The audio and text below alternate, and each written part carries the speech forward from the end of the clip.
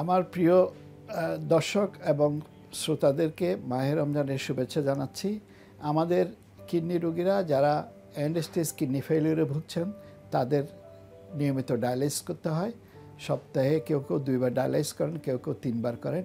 রোগীদের ধর্মপ্রাণ মুসলমানদের একটা অনেক সময় জিজ্ঞাসা থাকে যে রোজা রাখতে পারবেন কিনা ডায়ালাইসিস চলাকালীন।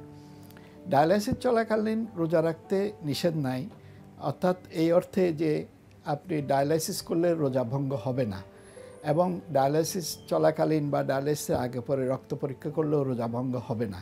কিন্তু যদি ডায়ালাইসিস রাখার ফলে আপনার শরীর গুরুতর অসুস্থ হয়ে যায়, যদি অনেক কিডনি রোগী আছে যাদের আমরা কোমরবিডিটি বলি, যেমন তাদের সাথে ডায়াবেটিস থাকে, কারোর সাথে উচ্চ রক্তচাপ থাকে, কারোর সাথে অন্যান্য শারীরিক অসুস্থতাগুলো যুক্ত থাকে। তো সেই রকম কোমরবিডিটিসের কারণে যদি রোজা না রাখার সিদ্ধান্ত দেওয়া হয়, সেক্ষেত্রে সেটা অনুসরণ করতে হবে। এবং ডায়ালাইসিস রোগীরা এমনিতেই পানি আমরা কম পান করতে বলি, সেক্ষেত্রে পানি পান নিয়ে বড় সমস্যা হয় না।